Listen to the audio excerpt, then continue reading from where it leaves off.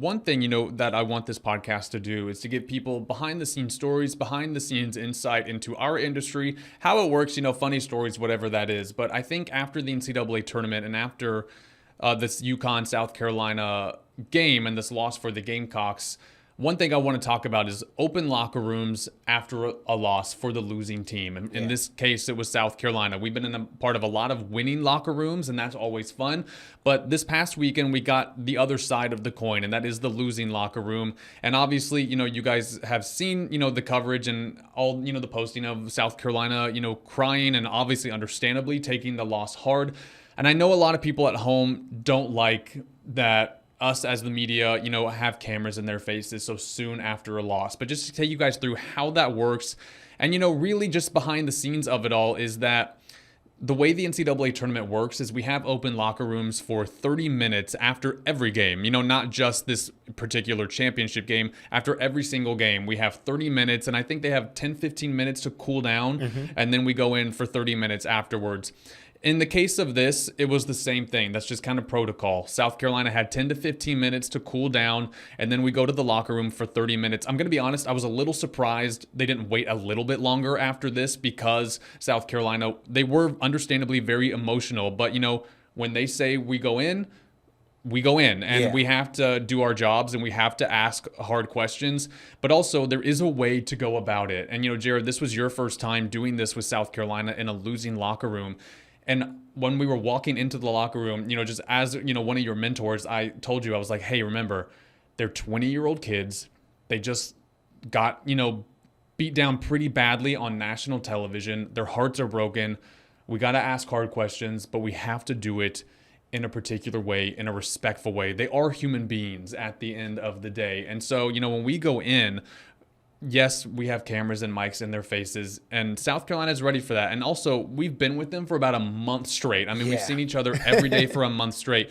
So they do know us. They know who we are. We know each other well, and it's not easy. And we don't like it either, Jared. No. We don't like that we have to talk to them while they're crying, but we also have to get reaction and, their sound bites and their feelings and all of those kinds of things. And I will say this too. I think one thing that our group as South Carolina local media, not just us, with Watch Fox, but everybody that comes, we are very good at this past weekend, especially of giving them their space. So you guys didn't get to see this, after the game, but there were moments when it was too much for the players, and we all put our cameras down and we let them walk away and we let them take the time that they needed. It's super, super hard. But we have to ask our questions. And I thought South Carolina handled it beautifully. I thought the players did such a good job. They were mature. They were pros. They were honest with us. So kudos to them. And I know that it's hard. And I know it's awkward. And I know people don't like it. But it's the way it is. And that's just the way it works. And, and we didn't make the rule. So that's just the way it works. And I don't know what you want to add to that. But I just kind of thought, people should hear that side of it from us of nobody likes it. And we do go about it in a professional, kind way. At least we do. We try. I can't speak for everybody, but you and I, we did our best. I mean, it's like you said, it's a hard situation, and I'm glad you were there to kind of guide me into that because I am less than 2 years into this industry.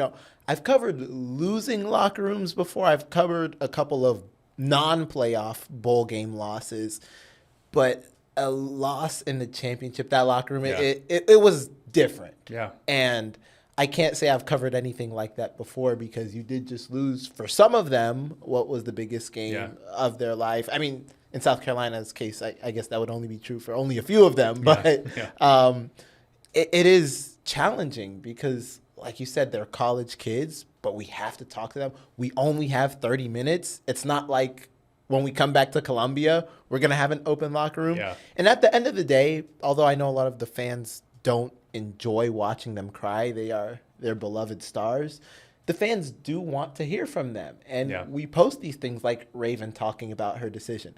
The fans want to hear about it. You have to ask it. We have to ask. And, when Tessa talks about coming back stronger the next year, the fans are happy to see that. Yeah. At the end of the day, it's hard to do it, but they want to know that this team is still in it, that the team's still ready to fight.